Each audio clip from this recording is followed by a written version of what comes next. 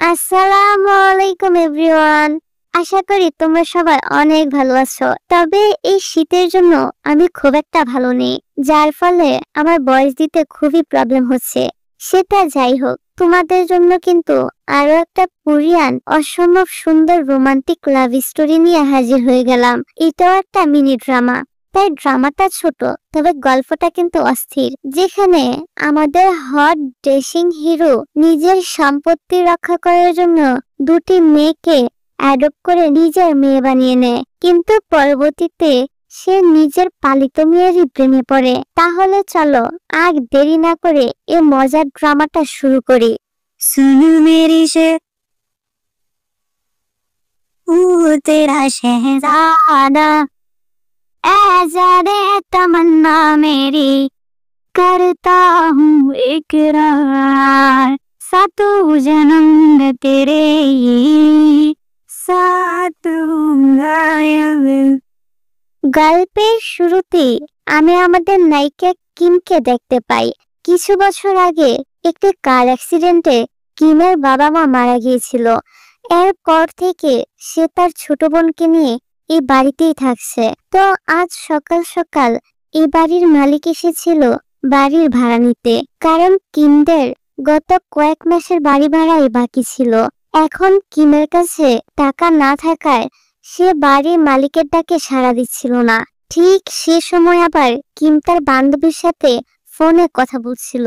তার বান্ধবী কিমের কথা শুনতে না পেলে কিম চিৎকার করে কথা বলতে থাকে।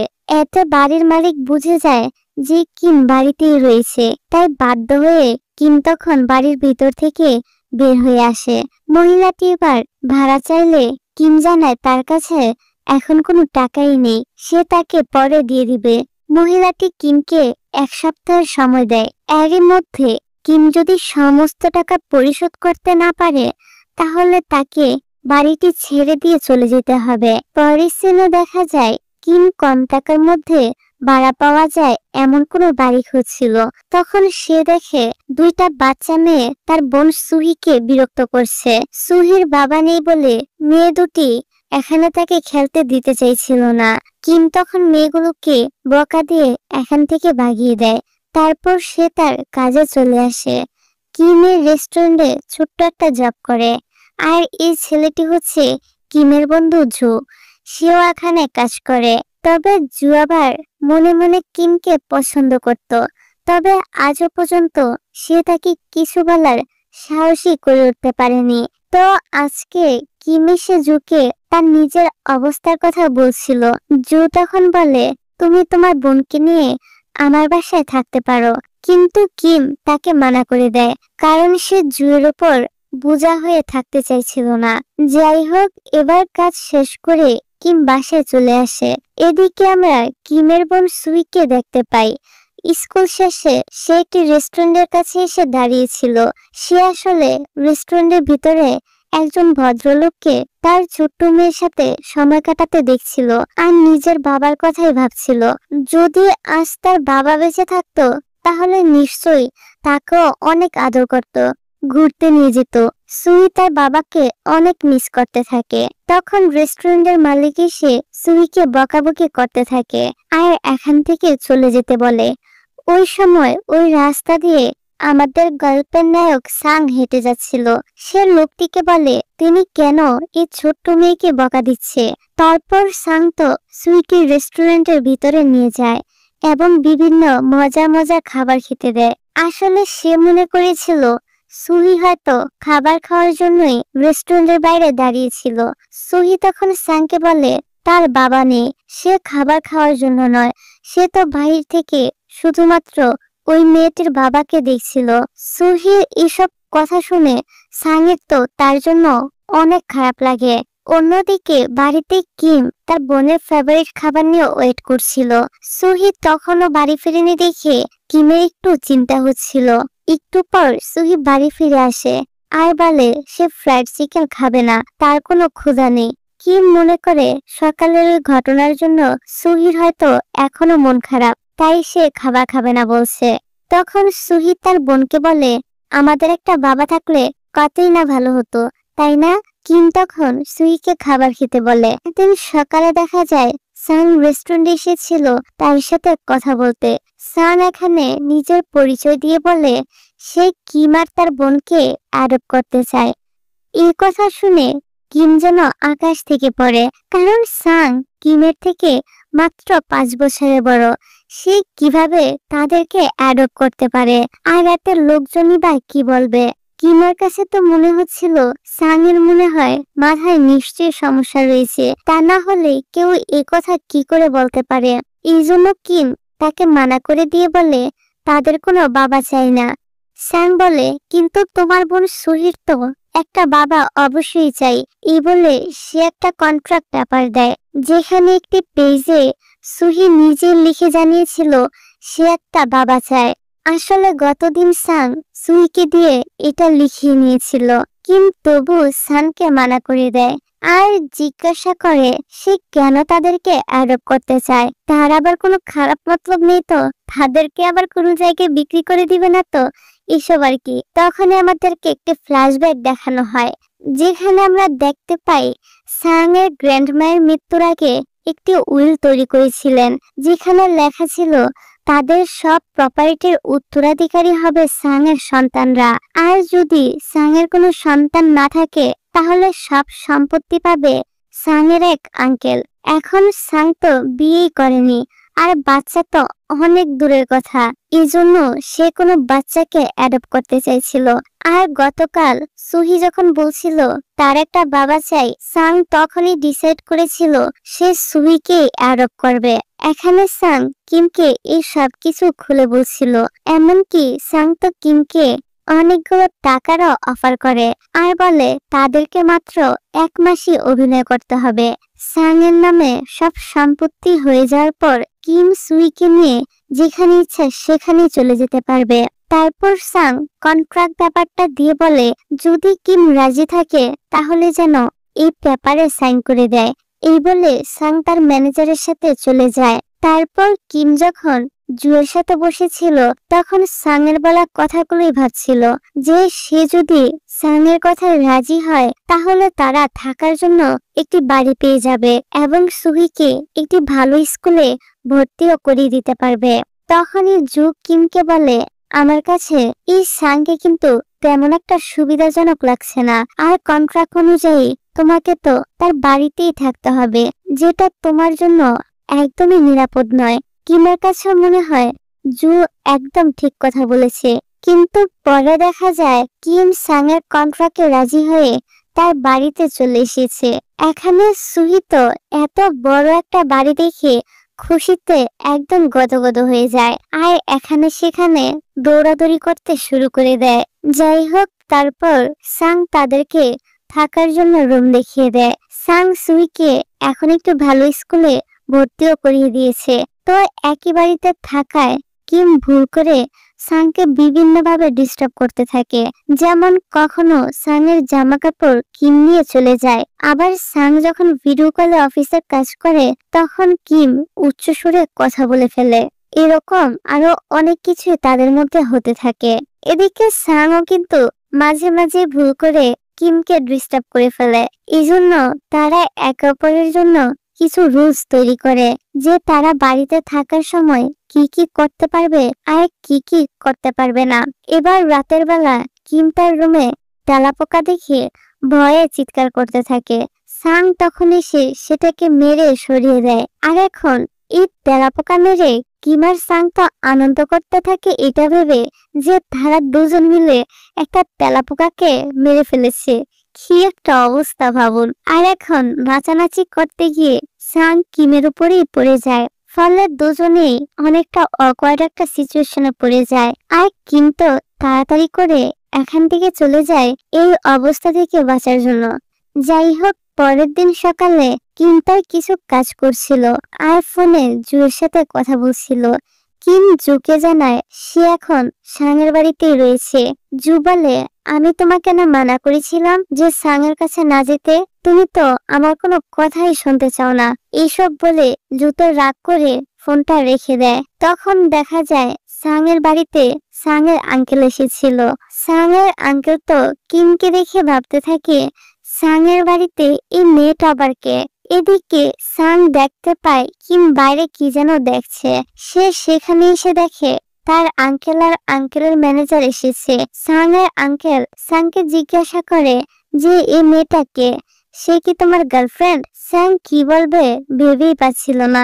সে কিছুতেই তার প্ল্যান ফ্লপ হতে দিতে চাইছিল না, তাই সে বলে মেয়েটি হলো তার বাড়ির কাজের লোক। কিন্তু আঙ্কেলের তো সাংয়ের কথা বিশ্বাসই হয় না। তবে সে সাংকে এ বিষয়ে আর কিছুই জিজ্ঞাসা করে না। তারপর সাংয়ের আঙ্কেল তার ম্যানেজারকে সাংয়ের উপর নজর রাখার জন্য বলতে থাকে। এদিকে সাং কিমকে কাজের লোক বলার জন্য কিমের মনটা তো খারাপ হয়ে যায়। এই জন্য সাং এসে কিমের কাছে ক্ষমাও চায়। কিমও তখন বিষয়টা বুঝতে পেরে সাংয়ের উপর আর রাগ করে থাকতে পারে না এবং সাংকে ক্ষমা করে দেয়। পরের সিনে আমরা কিমকে জুয়ের সাথে দেখতে পাই। জু কিমকে বলছিল কিম যেন সাংয়ের বাড়ি ছেড়ে জুয়ের বাড়িতে চলে আসে। জু তার মায়ের সাথেও এই বিষয়ে কথা বলেছে, কিন্তু কিম জুয়ের বাড়িতে উঠতে রাজি হয় না, কারণ সাংয়ের সাথে তার কন্ট্রাক্ট এখনো শেষ হয়নি। কিমের এই কথাটা শুনে জু তো প্রচন্ড রেগে সেখান থেকে চলে যায়। তবে যাওয়ার আগে সে কিমকে একটি ব্যাগ দিয়ে যায়। কিম দেখে ব্যাগের ভিতরে একটি শক দেওয়ার মেশিন রয়েছে। আসলে সাং কিমের সাথে কোনো বাজে আচরণ করলে কিম যাতে এটার সাহায্যে নিজেকে প্রটেক্ট করতে পারে এই ভেবেই জু তাকে এই মেশিনটা উপহার হিসেবে দিয়েছিল। জুয়ের এমন কর্মকাণ্ড দেখে কিমের তো অনেক হাসি পায়। যাই হোক, এদিকে রেস্টুরেন্টে যাওয়ার পর কিম দেখে জু তার সাথে কথা বলছে না। কিম তখন জুকে হাসানোর চেষ্টা করে, এতে জু আর কিমের উপর রাগ করে থাকতে পারে না। তারপর দেখা যায় রেস্টুরেন্টে দুজন মহিলা এসে কিমকে খুঁজছিল। তাদের দাবি কিমের বোন সুহি তাদের মেয়েদেরকে মেরেছে। মহিলা দুটি কিমের সাথে অনেক বাজে আচরণ করতে থাকে, এমনকি তার বাবা মাকে নিয়ে উল্টাপাল্টা কথাও বলে। ঠিক ওই সময় সেখানে হিরোর মতো এন্ট্রি নেয় সাং, আর সে এসে বলে সিসিটিভি ফুটেজ চেক করে জানা গিয়েছে সুহিকে আগে আপনাদের মেয়েরাই মেরেছিল, এই জন্যই সুহি পরে আপনাদের মেয়ের সাথে মারামারি করেছে। একজন মহিলা সাংকে বলে সে কে, কেন সে তাদের মাঝখানে এসে কথা বলছে। সাং তখন বলে সে কিম আর সুহির গার্ডিয়ান। মহিলা দুটি তখন আর কোনো কথা না বলে সেখান থেকে চলে যায়। তারপর সন্ধ্যায় কিম বাড়ি ফিরায় সাং তাকে একটি রুমে নিয়ে যায়। সেখানে ক্যাম্পিং এ যাওয়ার জন্য প্রয়োজনীয় জিনিসপত্র রাখা ছিল। সাং বলে সুহি আমার সাথে ক্যাম্পিং এ যেতে চায়, তাই আমি আগে থেকেই এই জিনিসপত্রগুলো এনে রেখেছি। কিম বলে এভাবে বাইরে গেলে লোকজন তাদের পরিচয় নিয়ে বিভিন্ন কথা বলবে, আর এটা খুবই স্বাভাবিক, কেননা কেউই বিশ্বাস করবে না সাংয়ের এত বড় একটা মেয়ে রয়েছে। তখন সাং বলে খুব ছোটবেলায় তার বাবা মা দুজনেই মারা গিয়েছিল। তখন থেকে তার দাদি তাকে মানুষ করেছে এবং ধীরে ধীরে তাদের কোম্পানিটি গড়ে তুলেছে। তাই কোম্পানিটিকে রক্ষা করতে সাংয়ের যা যা করা প্রয়োজন সে তাই করবে, সে সাথে সুহি ইচ্ছাটিও পূরণ করবে। এতে লোকজন কি ভাবলো না ভাবলো তাতে তার কিছুই যায় আসে না। এখানে সাং আর কিম যখন কথা বলছিল তখন জানালার বাইরে থেকে কেউ একজন তাদের ছবি তুলে নেয়। পরের দিন ক্যাম্পিং করে সাংরা আবারও বাড়ি ফিরে আসে। সুহি তো বাইরে ঘুরতে যেতে পেরে মহা খুশি ছিল। কেউ একজন আবারও তাদের ছবি তুলে নেয়। দেখা যায় এই লোকটা ছিল সাংয়ের আঙ্কেলের ম্যানেজার। পরের সিনে দেখা যায় কিম সুন্দর করে সেজে বাইরে যাচ্ছিল। সাং কিমকে দেখে যেন চোখই ফিরাতে পারছিল না। এবার সাং তাকে জিজ্ঞাসা করে সে কোথায় যাচ্ছে। কিম জানায় সে একটি কোম্পানিতে ইন্টারভিউ দেওয়ার জন্য যাচ্ছে। সাং তাকে সাবধানে যেতে বলে এবং তাড়াতাড়ি ফিরে আসতেও বলে। তারপর সাংকে তার ম্যানেজারের সাথে দেখা যায়। ম্যানেজার আবার সাংয়ের খুব ভালো বন্ধু ছিল, এজন্য সাং তাকে কিমের ব্যাপারে বলতে চাইছিল যে সে কিমকে পছন্দ করে। তবে ম্যানেজার আগেই বুঝে যায় যে সাং আসলে কি বলতে চাইছে। সে নিজেই সাংকে বলে আপনি কিমকে পছন্দ করেন তাই না? সাং বলে এটা তুমি কিভাবে জানলে? ম্যানেজার তখন সাংকে তার ফোনের ব্যাক সাইড দেখতে বলে। সাং বলে এই স্টিকার গুলো তো সুহি লাগিয়েছে। ম্যানেজার বলে সুহি লাগিয়েছে ঠিক আছে, কিন্তু সাংও তো সেগুলো আর তুলে ফেলেনি। এ থেকে বোঝা যায় সাং তাদেরকে কতটা পছন্দ করে। তখনই ম্যানেজারের কাছে একটা কল আসে। তাকে দেখে বোঝা যাচ্ছিল গুরুতর কিছু একটা হয়েছে। অন্যদিকে আমরা কিমকে দেখি, যে কিনা জুয়ের সাথে ফিরছিল। হিল পরে হাঁটতে কিমের অনেকটাই কষ্ট হচ্ছিল, যা দেখে জু ব্যাগ থেকে একজোড়া জুতা বের করে তাকে পরতে দেয়। এটা দেখে কিম বলে, তুমি কি এই জুতাগুলো আমার জন্য কিনেছিলে? জু মিথ্যা করে বলে যে জুতাগুলো সে নিজের জন্য কিনেছিল, কিন্তু আসলে সে জুয়ের জন্য এগুলো কিনেছিল। যাই হোক, তারপর কিম তার ফোনটা বের করে দেখে সাং তাকে অনেকবার ফোন করেছে। সেই সাথে কিম আরো একটা নিউজ দেখে যে সোশ্যাল মিডিয়াতে তাদের ছবি ভাইরাল হয়ে গিয়েছে। এদিকে জুতো কিমকে আবারও ফোর্স করছিল সে যেন তার বোনকে নিয়ে জুয়ের বাড়িতে এসে ওঠে। সাং এর বাড়িতে তাদের থাকার কোনো প্রয়োজন নেই, কিন্তু কিম ভাবছিল অন্য কথা। সে ভয় পাচ্ছিল সাং যেন তার কোম্পানি সহ সব প্রপার্টি আবার না হারিয়ে ফেলে, কারণ ওই ছবিটি ভাইরাল হওয়ার মাধ্যমে এখন সবাই জেনে গিয়েছে তারা সাং এর কেউই হয় না, তারা শুধুমাত্র সাং এর কথায় অভিনয় করছে। ঠিক সে সময় সেখানে সাং এসে পড়ে আর কিমকে জিজ্ঞাসা করে সে কেন তার ফোন ধরছিল না। সে কি জানে সাং তার জন্য কত বেশি চিন্তা করছিল? জু সাংকে বলে, তুমি কিমের কাছ থেকে দূরে থাকো, সে তোমার সাথে কথা বলতে চায় না। জু এখানে বলে সে কিমকে ভালোবাসে, তাই সে কিমের আশেপাশে সাংকে দেখতে চায় না। এবার সাং বলে সে কন্ট্রাক্টের জন্য কিমকে কখনোই ইউজ করেনি, বরং সে তো কিমকে ভালোবেসে ফেলেছে। এদিকে এদের দুজনের কথা শুনে কিম তো পুরাই শক। সাং কিমকে বলে, আমি তোমার জন্য অপেক্ষায় থাকবো, তুমি তাড়াতাড়ি বাড়ি ফিরে এসো। এই বলে সাং চলে যায়। সাং চলে যাওয়ার পর কিম জুকে জিজ্ঞাসা করে একটু আগে সে যা যা বললো তা কি সত্যি? জু বলে হ্যাঁ, সবটাই সত্যি ছিল। সে সত্যি কিমকে অনেকদিন আগে থেকে অসম্ভব ভালোবাসে, তবে সে কখনোই কিমকে এই কথাটা সাহস করে বলতে পারেনি। কিম বলে জু তার খুব ভালো বন্ধু, সে সব বিপদে তার পাশে থেকেছে, তবে কিম জুকে শুধুমাত্র একজন বন্ধু হিসেবে দেখেছে, এর থেকে বেশি কিছু জু যেন তার কাছে আশা না করে। এই বলে কিম চলে যায়। এদিকে কিমের কথা শুনে বেচারা জু তো অনেক কষ্ট পায়। অপরদিকে কিম দেখে সাং এখনো বাড়ি না ফিরে তার জন্য ওয়েট করছে। কিম বলে তার জন্য সাং এর বিজনেসে অনেক প্রবলেম হতে পারে। সাং বলে যদি কোনো সমস্যা হয় তাহলে সে সেটা সামলে নিবে, সে শুধু কিমকে তার পাশে চায়। কিম সাংকে জিজ্ঞাসা করে সে কবে থেকে তাকে পছন্দ করতে শুরু করেছে। সাং জানায় প্রথম দিন যখন সে তাদেরকে রেস্টুরেন্টে দেখেছিল সেদিন থেকে সে তাকে পছন্দ করতে শুরু করেছিল। কিম জানায় সেও সাংকে পছন্দ করে, তবে কিম চায় সাং যেন আগে তার প্রপার্টি এবং কোম্পানি রক্ষা করে, ততদিন সে সাং এর জন্য ওয়েট করবে। এবার পরের সিনে দেখা যায় সাং তাদের কোম্পানি এবং সব প্রপার্টি নিজের নামে করে ফেলেছে, তাই এখন আর তার কিমের সাথে করা কন্ট্রাক্টের কোনো প্রয়োজন নেই। সাং সে নকল অ্যাডপ পেপারগুলো ছিঁড়ে ফেলেছিল। তারপর সে পার্ক থেকে সুইকে আনতে গেলে দেখে সুইর সাথে আবারও ওই দুইটা মেয়ে ঝগড়া করছে, যারা কিনা আগে সুইকে বুলি করত। সাং তাদেরকে বলে সে এই পুরো পার্কটা শুধুমাত্র সুহির জন্য কিনে নিয়েছে, তাই এখন থেকে তারা যেন এখানে না আসে, অন্য কোথাও গিয়ে খেলা করে। এইসব শুনে মেয়ে দুটো তো ভাবতে থাকে তারা যদি সুহির সাথে আগে বন্ধুত্ব করে নিত তাহলে তারা আজ এখানে খেলতে পারত। তারপর সাং কিমের রেস্টুরেন্টে আসে আর তাকে বিয়ের জন্য প্রপোজাল করে। এটা দেখে তো কিম অনেক বেশি খুশি হয়ে যায় এবং জানায় সে তাকে বিয়ে করতে রাজি আছে।